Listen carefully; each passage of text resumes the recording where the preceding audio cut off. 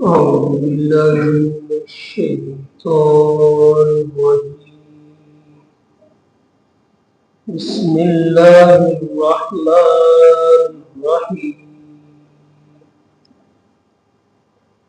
واعبدوا الله ولا تشركوا به شيئا وبالوالدين إحسانا وبذي القربى واليتامى والمساكين والجار ذي القربى والجار الجنب والصاحب بالجنب وابن السبيل وما ملكت أيمانكم إن الله لا يحب من كان مختالا فخورا. اور تم اللہ کی عبادت کرو اور اس کے ساتھ کسی چیز کو شریک مت ٹھہراؤ، اور والدین کے ساتھ، رشتہ داروں کے ساتھ، اور یتیموں اور مسکینوں کے ساتھ، اور قریبی پڑوسی کے ساتھ، اور دور کے پڑوسی کے ساتھ، اور ہم نشین کے ساتھ، اور مسافر کے ساتھ، اور اپنے ماتحت لوگوں کے ساتھ اچھا سلوک کرو.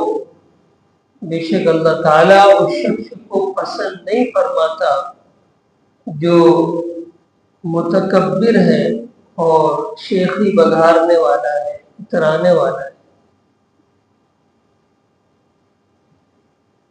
سورۃ النساء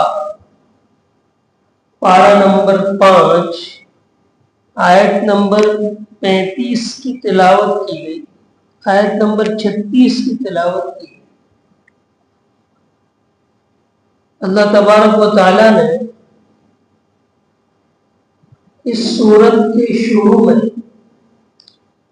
یتیموں اور مسکینوں کے حقوق بیان کیے تھے. اس آیت کریمہ میں دیگر لوگوں کے حقوق جو ہر انسان پر عائد ہوتے ہیں اس کو بیان کیا گیا ہے، لیکن ان حقوق کو جو بیان کرنا شروع کیا تو سب سے پہلے اللہ کا جو حق ہے اس کو ہے، اللہ کے حق کو پہلے بیان کیا اور بندوں کے حقوق کو بعد میں بیان.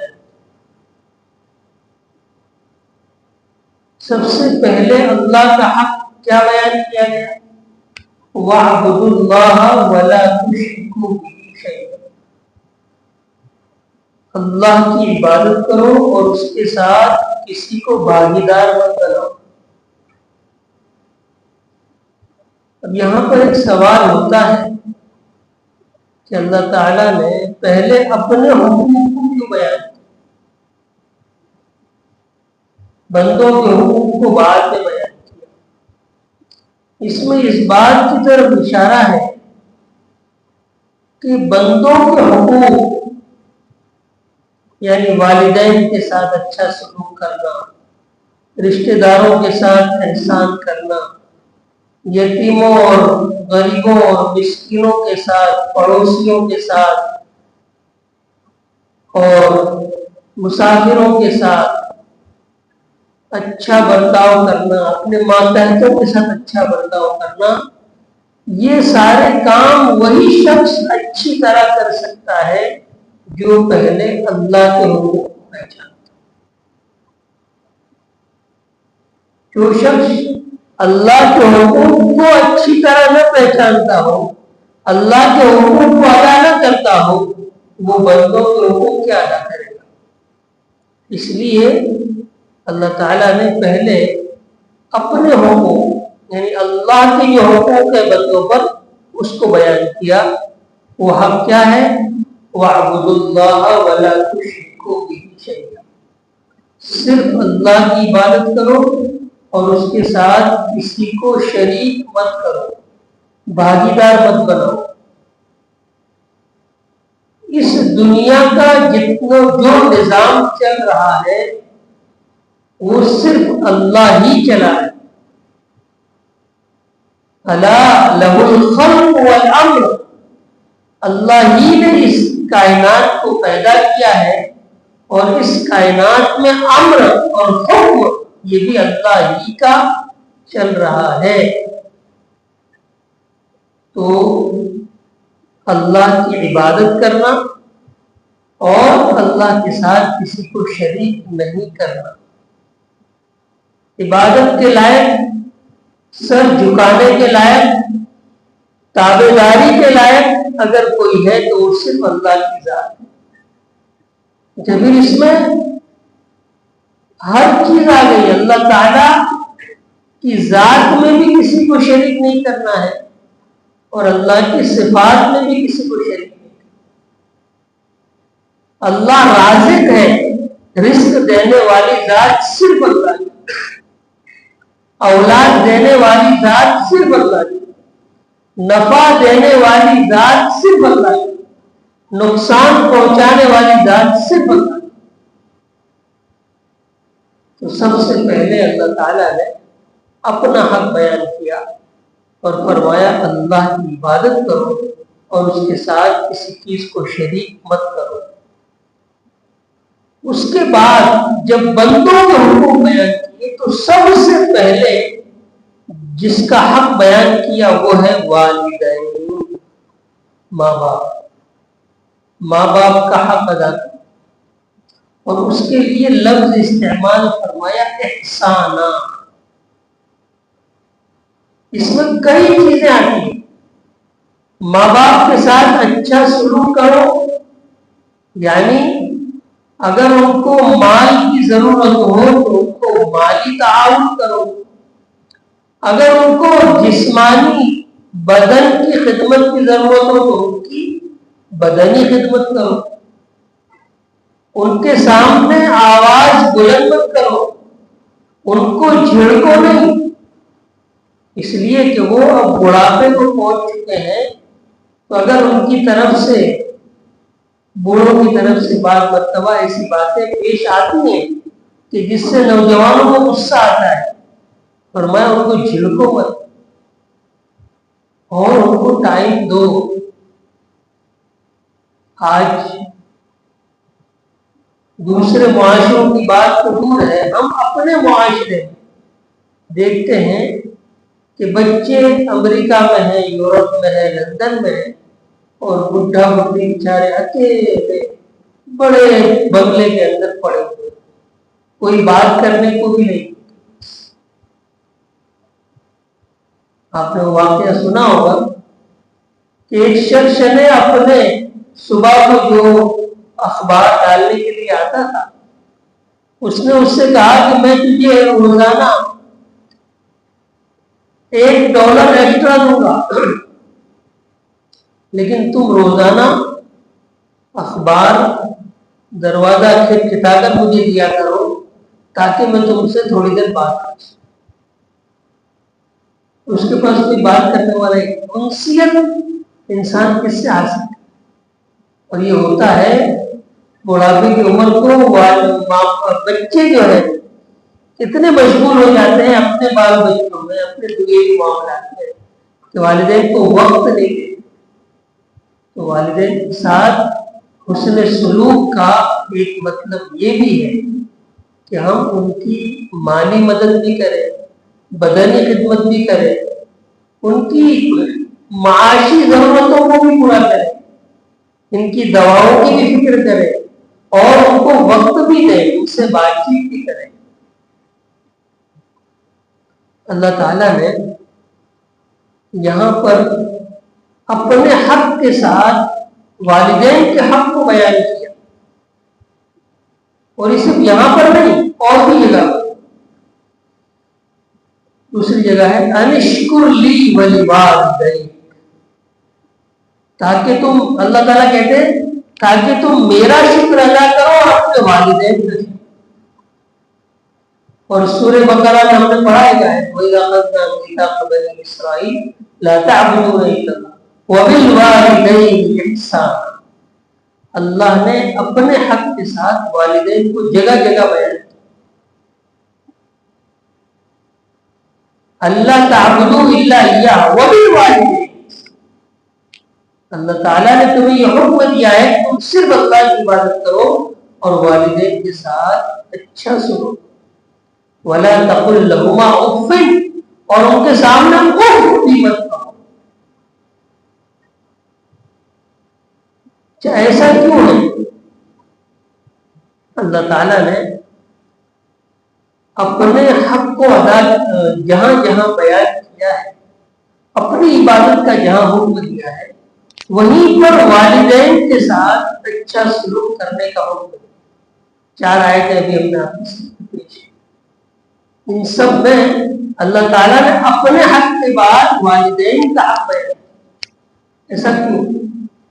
اس کی وجہ یہ ہے کہ اگرچہ ہم پر جو انعامات ہیں، احسانات ہیں، وہ اصلاً تو اللہ تعالیٰ کے ہیں. ہم جو جو نعمتیں برتتے ہیں، جن جن چیزوں سے ہم فائدہ اٹھا رہے ہیں، وہ سب اصلاً تو اللہ تعالیٰ کی طرف سے ہے. لیکن اس دنیا میں آنے کا ظاہری سبب اگر کوئی بنا ہے تو وہ والدین. یہی وہ والدین ہیں، یہی وہ ماں باپ ہیں کہ جنہوں نے بچپن سے لے کر جوانی تک ہمارے اوپر جو حالات گزرے ہیں، جو جن مراحل سے ہم گزرے ہیں، جو پریشانیاں آئی ہیں، وہ سب کس نے برداشت؟ آپ کو اس نے کھانا سکھایا، چلنا سکھایا. کچھ بڑے ہوئے تو تمہاری تعلیم و تربیت کی، تمہیں دینی دنیاوی تعلیم دلائی، تمہیں مہذب بنایا، تمہیں انہوں نے دنیا میں جینے کا طریقہ سکھلایا، انہوں نے تمہیں دین بتلایا، رسول اور اللہ اور اس کے رسول کا تعارف کروایا. اس وجہ سے اللہ تعالیٰ نے اپنے حق کے بعد سب سے پہلے والدین کا. اور احادیث مبارکہ میں اس سلسلے میں بڑے فضائل بیان ہوئے. حضرت معاذ بن جبل رضی اللہ تعالیٰ عنہ کی روایت، حضرت ترمذی کی روایت، مسند احمد کی روایت ہے کہ میرے آقا نے مجھے 10 وصیتیں کی. اس میں سے ایک وصیت، یعنی اللہ کے نبی صلی اللہ علیہ وسلم نے مجھے 10 وصیتیں کی، اس میں سے ایک وصیت کی کہ اللہ کے ساتھ کبھی کسی کو شریک اور بھاگیدار مت بنانا. اگرچہ تمہیں جلا دیا جائے، آگ میں ڈال کر جلا دیا جائے، تب بھی اللہ کے ساتھ کسی کو شریک مت کرنا. اور دوسری وصیت یہ تھی کہ کبھی بھی اپنے والدین کے ساتھ والدین کو ناراض مت کرنا. اگرچہ وہ تمہیں حکم دے کہ اپنے گھر والوں کو، اپنے اہل و عیال کو چھوڑ دو، اپنے بال بچوں کو چھوڑ دو، تب بھی ان کے ساتھ ناراضگی والا معاملہ مت، ان کا خیال رکھو. اور ایک حدیث پاک میں یوں فرمایا کہ اگر کوئی اولاد مطیع اور فرما بردار ہے اور وہ اپنے والدین کے سامنے دیکھتی ہے محبت کی نگاہ سے، تو ہر نگاہ پر ایک عمرے کا ثواب. اب ظاہر بات ہے کہ بچہ، بیٹا بیٹی اپنے ماں باپ کی طرف کتنی مرتبہ دیکھے گا. فرمایا کہ اگر وہ مطیع اور فرما بردار ہے اور وہ محبت کی نگاہ سے اپنے والدین کو دیکھتے ہیں تو انہیں عمرے کا ثواب. بلکہ حد تو یہ ہے کہ حدیث پاک میں فرمایا رضا ربی فی رضا الوالد. اگر تم نے اپنے باپ کو ناراض کیا تو اللہ بھی ناراض، اگر تم نے اپنے باپ کو خوش کیا تو اللہ بھی خوش. اللہ کی خوشنودی باپ کی خوشنودی، اللہ کی ناراضگی باپ کی ناراضگی. تو ہمیں اپنے والدین کے ساتھ، جن کے والدین باقاعدہ حیات ہیں، انہیں چاہیے کہ وہ ان کی فکر کرے، ان کو آرام پہنچانے کی فکر کرے، اور جتنا ہو سکے ان کی بدنی مالی خدمت کرے اور ان کو وقت دیں اور ان کے سامنے بلند آواز سے نہ پکارے، ان کو ان کے سامنے اف بھی کہنے کی گنجائش ہے۔ تو سب سے پہلے بندوں کے حقوق میں فرمایا وبالوالدین احسان، اور پھر فرمایا وبذی القربی، اور رشتہ داروں کے ساتھ اچھا سلوک کرو۔ ایک حدیث پاک میں فرمایا کہ جو شخص یہ چاہتا ہے کہ میرے رزق میں بڑھوتری ہو۔ آج کل انسان سب سے زیادہ پریشان کیوں ہے؟ کائے کے لیے؟ روزی کے لیے۔ اگر کوئی شخص یہ چاہتا ہے کہ میری رزق میں بڑھوتری ہو اور میری عمر میں اضافہ ہو، اس کو چاہیے کہ صلہ رحمی، رشتہ داروں کے ساتھ اچھا سلوک کرے۔ تو دوسرا حق جو ہے وہ رشتہ داروں کا ہے کہ رشتہ داروں کے ساتھ اچھا سلوک کرنا چاہیے۔ اگر ان میں کوئی غریب ہے، کوئی بیوہ ہے، تو اس کی مدد کرنا، ان کا تعاون کرنا۔ اگر وہ بیمار ہو جائیں تو ان کی عیادت کرنا۔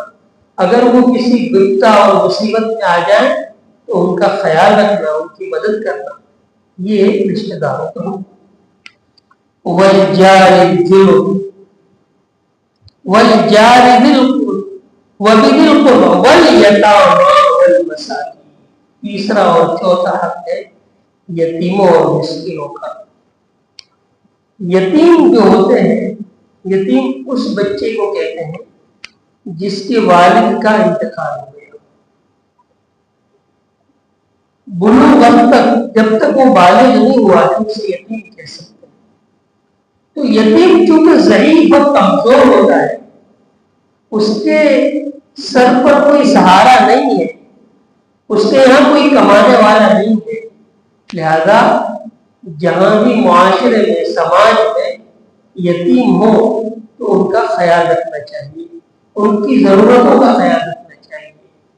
اگر ہم تہوار کے موقع پر اپنی ذات پر پیسہ خرچ کر رہے ہیں تو ہمیں یہ سوچنا چاہیے کہ آج اس کا باپ نہیں ہے تو اس پر کون خرچ کرے گا۔ تو ہمیں تہوار کے موقع پر، خوشی کے موقع پر اور ویسے بھی ان یتیموں کا خیال رکھنا چاہیے۔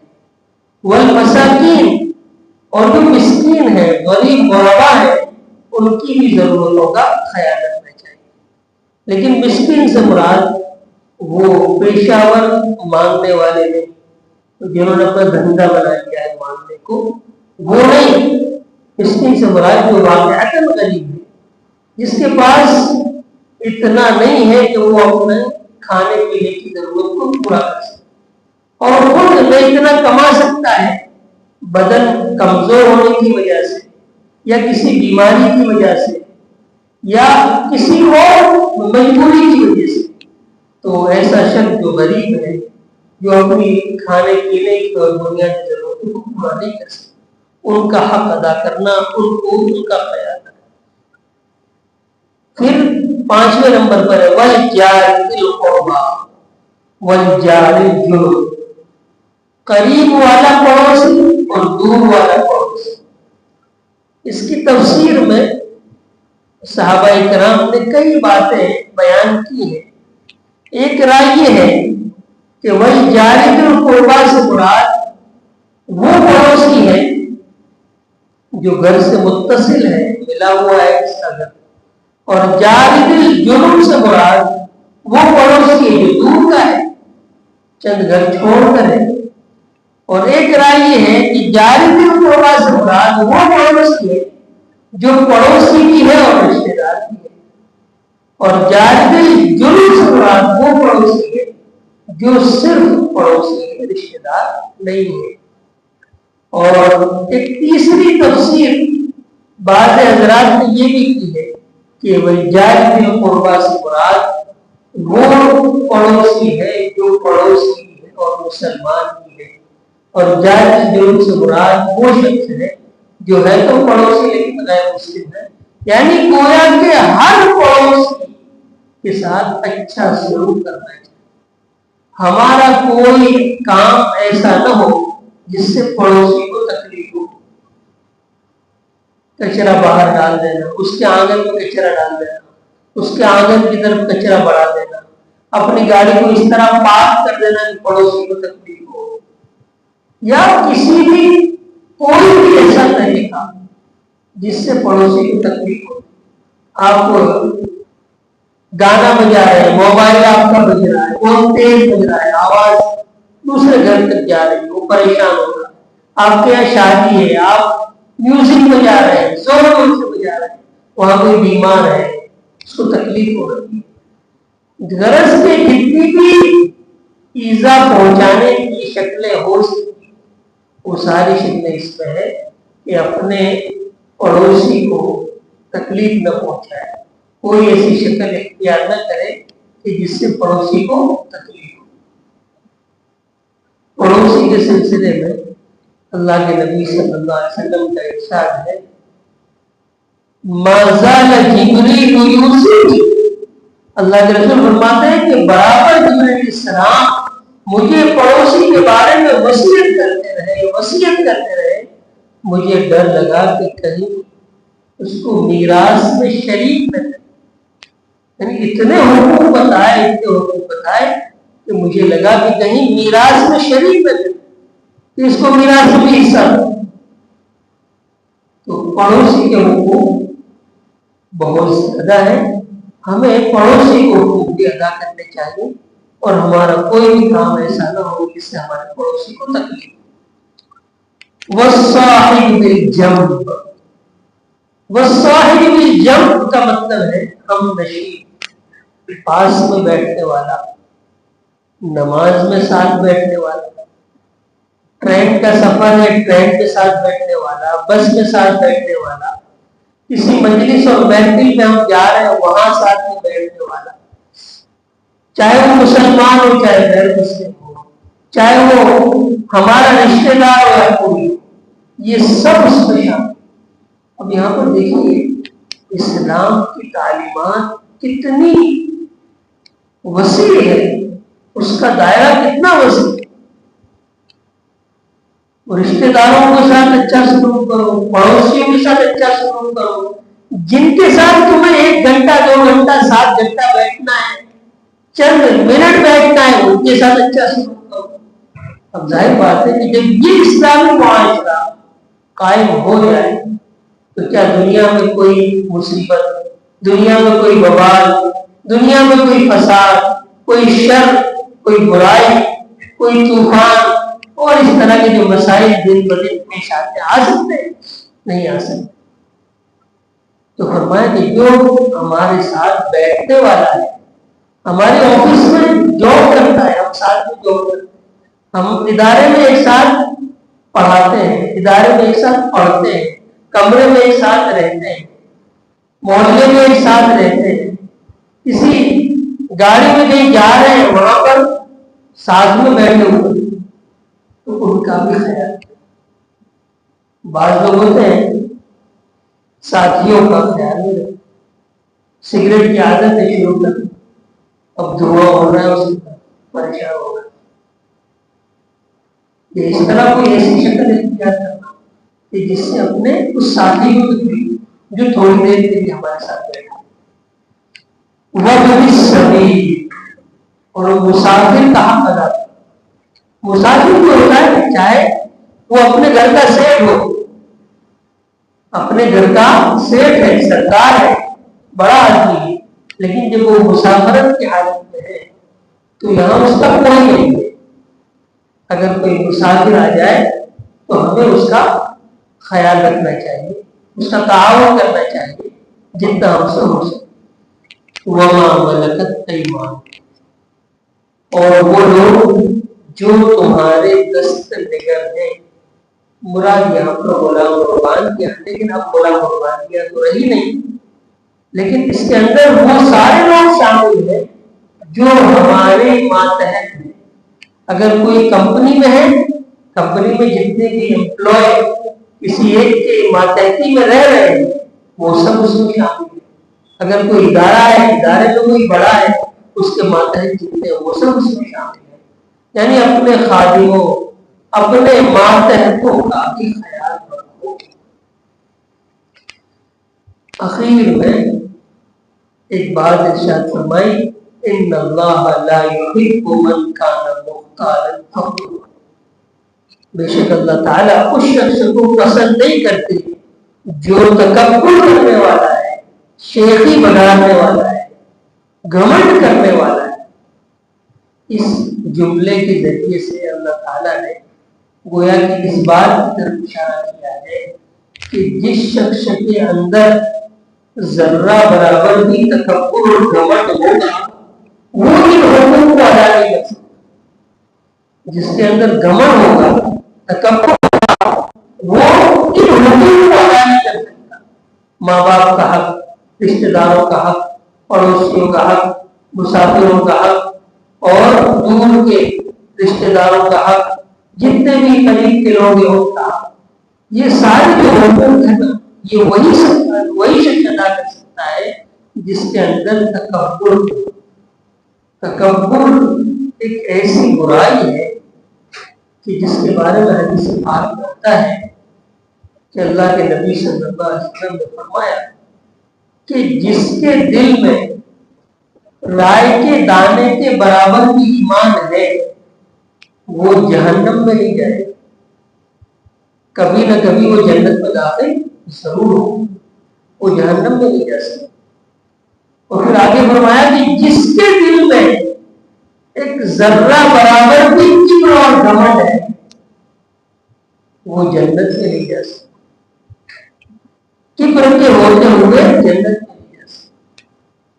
اور ایک حدیث پاک میں یہ آتا ہے کہ آگے ایک شخص نے سوال کیا، یا رسول اللہ، انسان کی خواہش ہوتی ہے، مالدار ہے تو چاہتا ہے کہ اچھا کپڑا پہنے، اچھا جوتا پہنے، برانڈیڈ کپڑے پہنے، برانڈیڈ جوتے پہنے اور پہنتے ہیں، تو کہا یہ بھی گھمنڈ ہے؟ کہا کہ نہیں، یہ گھمنڈ نہیں ہے۔ اللہ کے رسول نے فرمایا ان اللہ جمیل یحب الجمال، اللہ تعالیٰ خوبصورت ہے، خوبصورتی کو پسند کرتا ہے۔ اللہ نے اگر دیا ہے تو اچھا پہنو، اچھا اوڑھو، اچھی چیز استعمال کرو۔ گھمنڈ کیا ہے؟ گھمنڈ ہے بطر الحق، حق چیز کو نہ ماننا، حق بات کو نہ ماننا اور کسی کو حقیر سمجھنا، کسی کو ذلیل سمجھنا، حقارت کسی کی اپنے دل میں آ جائے، یہ ہے گھمنڈ۔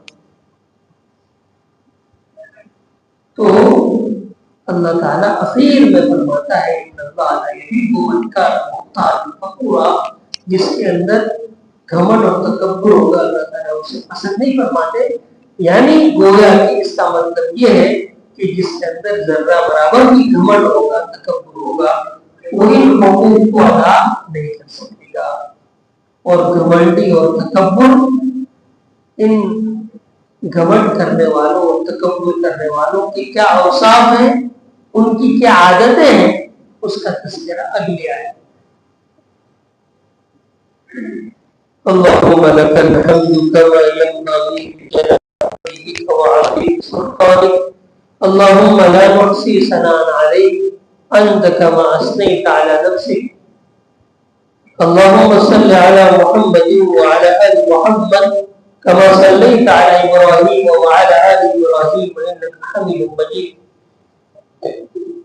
اللهم ربنا ظلمنا أنفسنا وإن لم تغفر لنا وترحمنا لنكونن من الخاسرين، ربنا آتنا في الدنيا حسنة وفي الآخرة حسنة وقنا عذاب النار، اللهم آنس وحشتنا في قبورنا، اللهم ارحمنا بالقرآن العظيم واجعله لنا إماما ونورا وهدى ورحمة، اللهم ذكرنا منه ما نسينا وعلمنا منه ما جهلنا وارزقنا تلاوته آناء الليل وآناء النهار واجعله لنا حجة يا رب العالمين لا حجة علينا، اللهم نور قلوبنا بالقرآن وزين أخلاقنا بالقرآن ونجنا من النار بالقرآن وادخلنا الجنة بالقرآن، اللهم إنا نسألك من خير ما سألك منه نبيك وحبيبك محمد صلى الله عليه وسلم، ونعوذ بك من شر ما استعاذك منه نبيك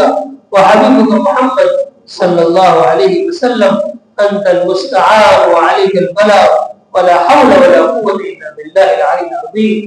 اے اللہ ہمارے گناہوں کو معاف فرما، ہمارے خطاؤں سے درگزر فرما۔ اے اللہ قرآن مجید کو سمجھ کر پڑھنے کی توفیق نصیب فرما۔ اے اللہ قرآن مجید کی تعلیمات پر عمل کرنے کی توفیق نصیب فرما۔ اے اللہ قرآن مجید کے اندر تدبر اور غور و فکر کرنے کی توفیق نصیب فرما۔ اے اللہ قرآن مجید کی تعلیمات کو اپنی زندگی میں لانے کی توفیق نصیب فرما۔ اے اللہ قرآن مجید کی تعلیمات کو لوگوں تک پہنچانے کی توفیق نصیب فرما۔ اے اللہ عالم اسلام میں مسلمان جہاں جہاں پریشان ان کی پریشانیوں کو دور فرما۔ اے اللہ جو پریشان ہیں ان کی پریشانی کو دور فرما، جو مقروض ہیں ان کی قرضوں کی ادائیگی کی شکل پیدا فرما، جو بھی اولاد ہے انہیں عافیت کے ساتھ اولاد صالحہ نصیب فرما، نافرمان اولادوں کو فرمانبردار بنا۔ اے اللہ جو بھی جوڑ ہے ان سے جوڑ نصیب فرما، جہاں توڑ ہے اسے جوڑ سے بدل دے۔ اے اللہ ہمارے بہت سے بھائی اور بہن بیمار ہیں، اللہ ان کو شفاء کلی نصیب فرما، شفاء کاملہ عاجلہ دائمہ مستمرہ نصیب فرما۔ اے اللہ جو مقروض ہوں کے قرضوں کی ادائیگی کی شکل پیدا فرما۔ اے اللہ ہمارے بہت سے بھائی اور بہن بے گناہ جیلوں میں بند ہیں، ان کی رہائی کی شکلیں پیدا فرما، پسماندگان کی خبرگیری فرما، باعثت برات نصیب فرما، پسماندگان کی خبرگیری فرما۔ اے اللہ جن جن بھائیوں نے بہنوں نے ہم سے دعا کے لیے کہا لکھا یا ان کا ہم پر حق ہے، اللہ ان کی تمام جائز مرادوں کو پورا فرما۔ جن بھائی اور بہنوں کا ہم پر احسان ہے اللہ ان کو شان شان بدلہ نصیب فرما۔ اللہ مدارس عربیہ کی حفاظت فرما، مساجد کی حفاظت فرما، مراکز دینیہ کی حفاظت فرما، مکاتب قرآنیہ کی حفاظت فرما، اوقاف کی حفاظت فرما، مقابر کی حفاظت فرما۔ اے اللہ ان مدارس اور مکاتب کی ضرورتوں کا غیر سے تدخل فرما۔ اے اللہ جو پریشانیاں انہیں دور فرما، جو رکاوٹیں انہیں دور فرما۔ اے اللہ عافیت کا معاملہ فرما، آسانی والا معاملہ فرما، یسر و سہولت والا معاملہ فرما، غنیتائی شامل حال فرما۔ اے اللہ تمام ضرورتوں کا غیر سے تدخل فرما۔ اے اللہ حضور صلی اللہ علیہ وسلم کی خیر سے دعائیں مانگی اس میں ہمارا حصہ مقدر فرما۔ جن جن شرور سے اللہ کے نبی صلی اللہ علیہ وسلم سے ہماری حفاظت فرما۔ صلی اللہ تعالی علی خیر خلقہ محمد وآلہ وصحبہ اجمعین۔ سبحان ربک رب العزۃ عما یصفون، سلام علی المرسلین۔